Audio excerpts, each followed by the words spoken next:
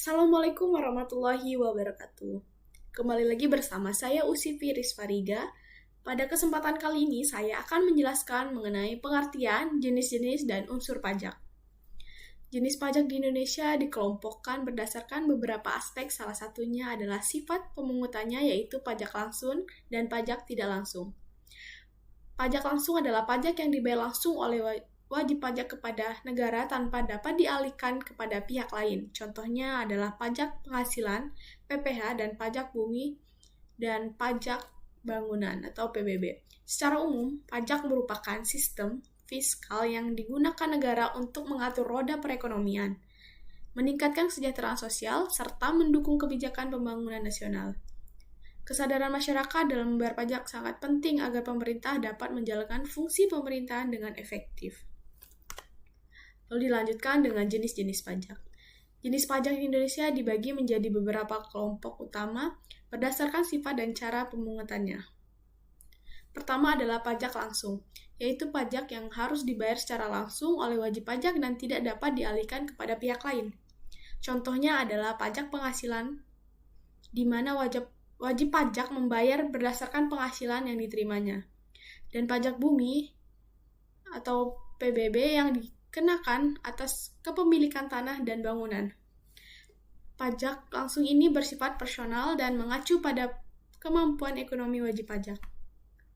Kedua, pajak tidak langsung merupakan pajak yang pemungutannya dapat dialihkan kepada pihak lain, biasanya melalui peningkatan harga barang atau jasa. Contohnya adalah pajak pertambahan nilai dan pajak penjualan atas barang mewah. Pajak jenis ini dikenakan setiap tahap distribusi barang dan jasa, sehingga beban pajak secara tidak langsung ditanggung oleh konsumen akhir. Pajak tidak langsung ini efektif untuk mengatur konsumsi dan menambah penerimaan negara secara luas. Nah, selain itu, dari segi lembaga pemungut pajak dibagi menjadi pajak pusat dan pajak daerah. Pajak pusat dipungut dan dikelola oleh pemerintah pusat melalui Direktorat Jenderal Pajak seperti PPh, PPN, dan Bea Materai. Sementara itu, pajak daerah dipungut oleh pemerintah provinsi atau kabupaten sesuai wewenang. Misalnya pajak kendaraan bermotor, pajak restoran, dan pajak reklam. Pemisah ini bertujuan untuk memberikan otonomi fiskal kepada daerah sekaligus memperluas sistem perpajakan nasional. Pajak dapat diklasifikasikan berdasarkan objek yang dikenai dan sifat pengenaannya, yaitu pajak subjektif dan objektif. Pajak subjektif memperhatikan kondisi wajib pajak seperti pendapatan atau kekayaan yang dimiliki, sementara pajak objektif dikenakan berdasarkan nilai, transaksi, atau objek tertentu tanpa memperhatikan kondisi pribadi wajib pajak. Pemahaman klasifikasi ini membantu masyarakat agar lebih paham kewajiban pajak yang harus dipenuhi sesuai jenis usaha atau kepemilikan harta. Lalu selanjutnya ada unsur-unsur pajak. Sistem perpajakan terdiri dari beberapa unsur utama yang harus terpenuhi agar pemungutan pajak berjalan efektif dan sesuai aturan.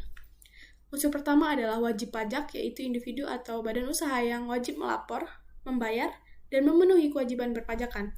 Wajib pajak bisa berupa orang pribadi maupun entitas yang memiliki kewajiban berdasarkan peraturan perpajakan.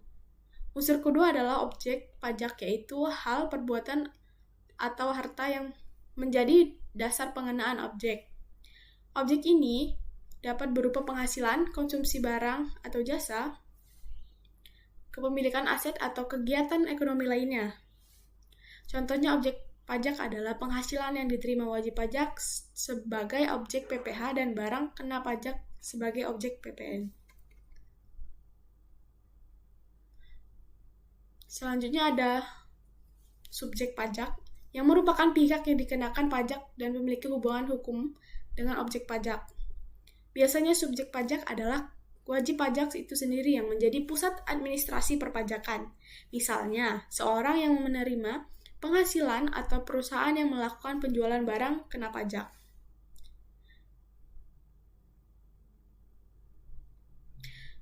Kesimpulan dari video saya adalah memahami pajak mulai dari pengertiannya, jenis hingga unsur-unsurnya menjadi modal penting bagi masyarakat untuk dapat menjalankan kewajiban perpajakan secara benar.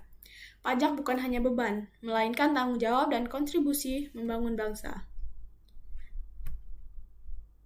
Sekian video dari saya. Jika ada kata atau kalimat yang kurang berkenan, saya mohon maaf. Saya akhiri. Wassalamualaikum warahmatullahi wabarakatuh.